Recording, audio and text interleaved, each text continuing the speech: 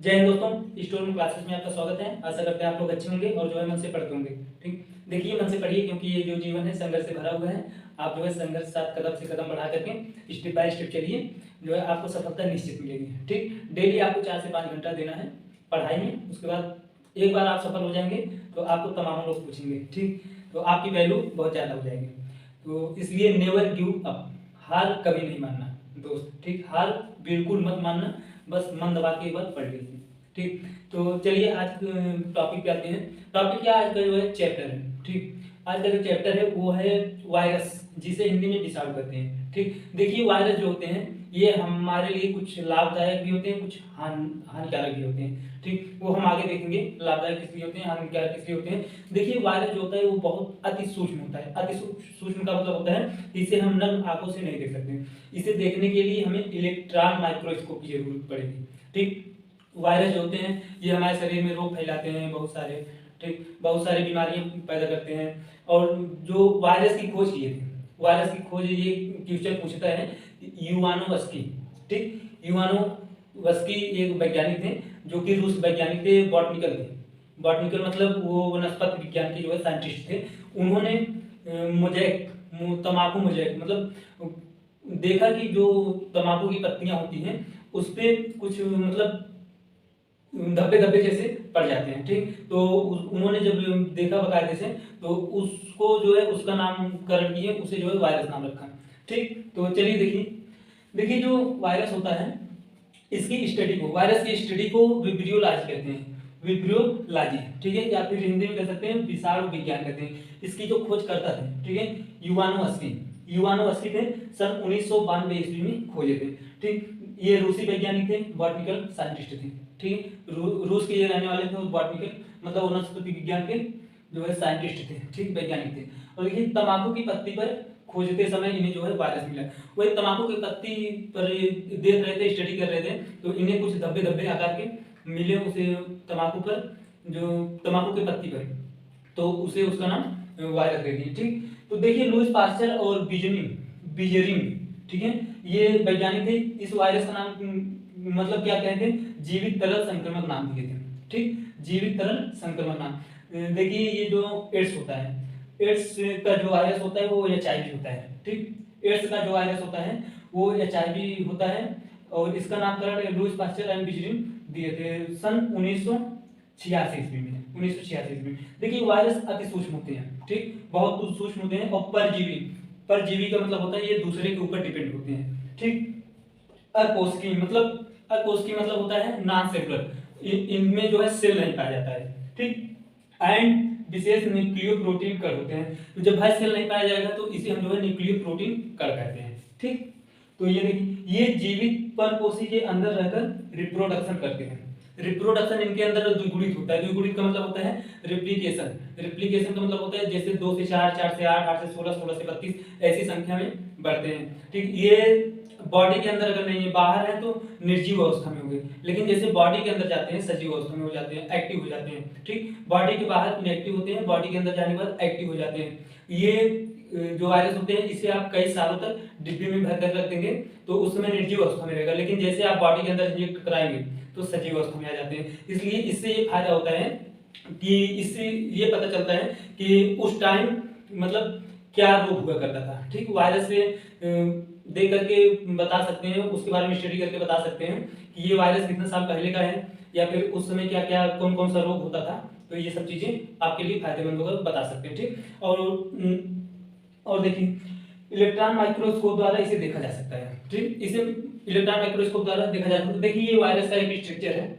ये structure basically bacteriophage का है। बैक्टीरियोफेज वायरस क्या होता है, बैक्टीरियोफेज मतलब ये एक जो बैक्टीरिया होता है उसे मार डालता है। ठीक, ये वायरस जो है बैक्टीरिया को मार करके खा जाता है, वो उसका वायरस है।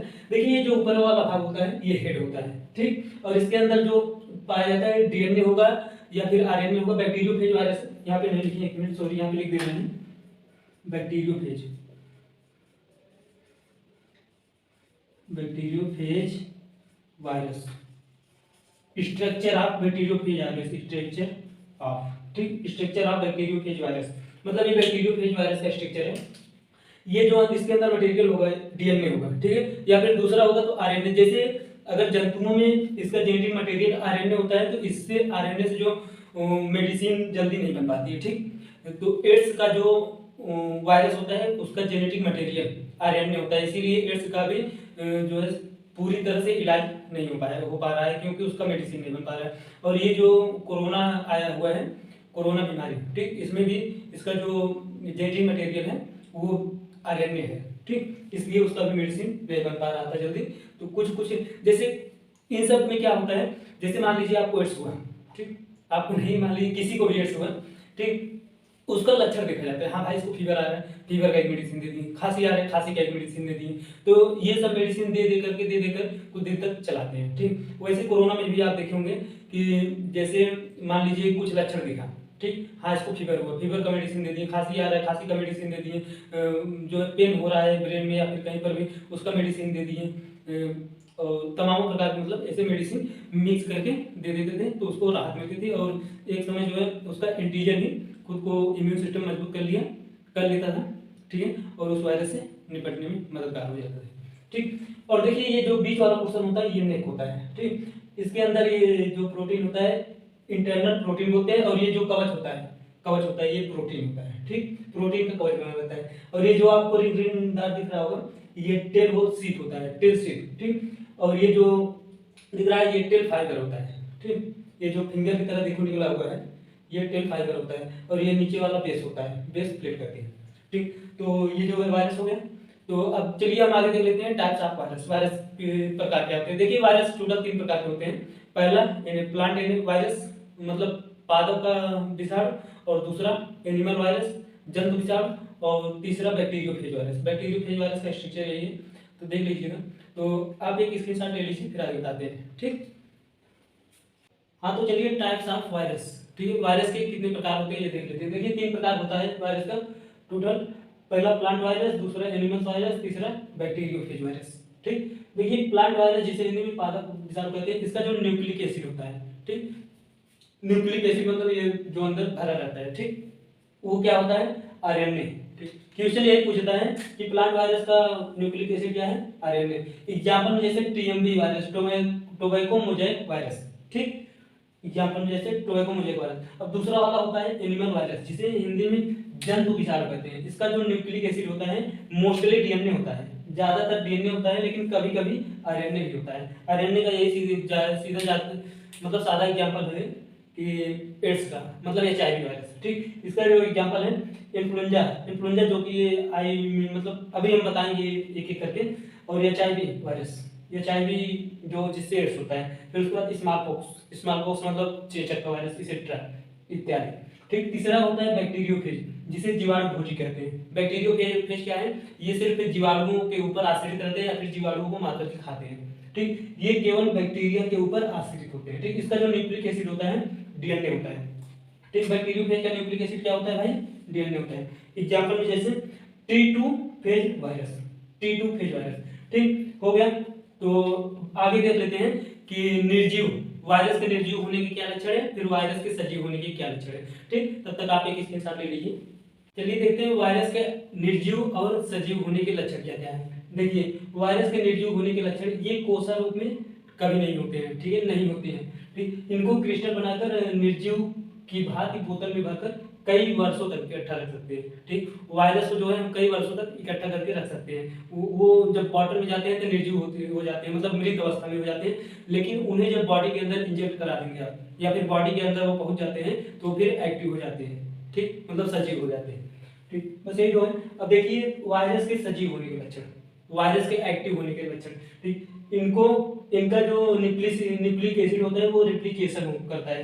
रेप्लिकेशन मतलब होता है द्विगुणन का मतलब होता है जैसे 2 से 4, 4 से 8, 8 से 16, 16 से 32 ऐसे बढ़ते चले जाते हैं, ठीक। 32 से 64, 64 से 128 मतलब ऐसे द्विगुणन होते हैं, ठीक। 1 से 2, 2 से 4, 4 से 6, 6 से 8, 8 से 16, 16 से 32, 32 से 64, 64 से 128 ऐसे एक्सेट्रा बनते चले जाते हैं, ठीक। ये किसी लिविंग सेल में पहुंचते ही एक्टिव हो जाते हैं, ठीक है। ये किसी लिविंग सेल में मतलब सजीव कोशिका में जब पहुंचते हैं तो एक्टिव हो जाते हैं, सजीव हो जाते हैं, ठीक। एंड एंजाइम का सिंथेसिस करते हैं। जो एंजाइम होता है उसका संश्लेषण करते हैं, सिंथेसिस करते हैं, ठीक। वायरस एंजाइम का सिंथेसिस करते हैं, ठीक। अब देखिए लिविंग एंड नॉन लिविंग के बीच की कड़ी नहीं कहा जाता है, ठीक। वायरस को लिविंग एंड नॉन लिविंग के बीच की कड़ी कहा जाता है, ठीक। ये क्वेश्चन बहुत पूछता है भाई कि लिविंग एंड नॉन लिविंग बीच की कड़ी किसे कहा जाता है, वायरस को, ठीक। और आप देखिए पक्षी एंड सरीसृप, ठीक, पक्षी एंड सरीसृप के बीच की कड़ी को आर्कियोप्टेरिक्स एक जो है पक्षी होती है उसे कहा जाता है बीच की कड़ी। ये भी क्वेश्चन बहुत पूछता है, ठीक। वो जो प्लांट वाला पढ़ने लगेंगे उसमें हम बताएंगे आपको, ठीक। देखिए इनका जो रिप्रोडक्शन होता है, रिप्रोडक्शन इन वायरस, वायरस का जो रिप्रोडक्शन होता है, प्रजनन होता है, उसे रिप्लिकेशन कहते हैं, रिप्लिकेशन, ठीक। मतलब द्विगुणन द्वारा होता है, बाय रिप्लिकेशन, द्विगुणन द्वारा होता है। यही द्विगुणन से मतलब 2 से 4, 4 से 8, 8 से 16, 16 से 32, 32 से 64, ठीक। ये क्लियर हो गया? तो आप एक इसके साथ ले लीजिए, हो गया। तो चलिए ये वीडियो यहीं पे स्टॉप करते हैं। अब अगला वीडियो हम जो है देखेंगे कि वायरस से हमें क्या क्या लाभ होता है और वायरस से क्या क्या हानियां होती हैं, ठीक। तो ये जो वायरस चैप्टर है टोटल 3 वीडियो में बनेगा। अब एक लाभ और हानि देख लेंगे, फिर उसके बाद एड्स, एड्स इंपॉर्टेंट है। एड्स का जो है वायरस का जो एड्स का वायरस होता है एचआईवी का स्ट्रक्चर देखेंगे कैसा होता है और उसके बारे में जानेंगे उससे, ठीक। तो चलिए वीडियो यहीं पे स्टॉप करते हैं। आपको ये वीडियो कैसा लगा कमेंट करके जरूर बताइएगा। अगर मन में कोई डाउट हो या फिर क्वेश्चन हो तो कमेंट बॉक्स में जाकर के पूछ सकते हैं। तो चलिए हमारी आपकी मुलाकात होगी अगले वीडियो में। जय हिंद, धन्यवाद दोस्तों।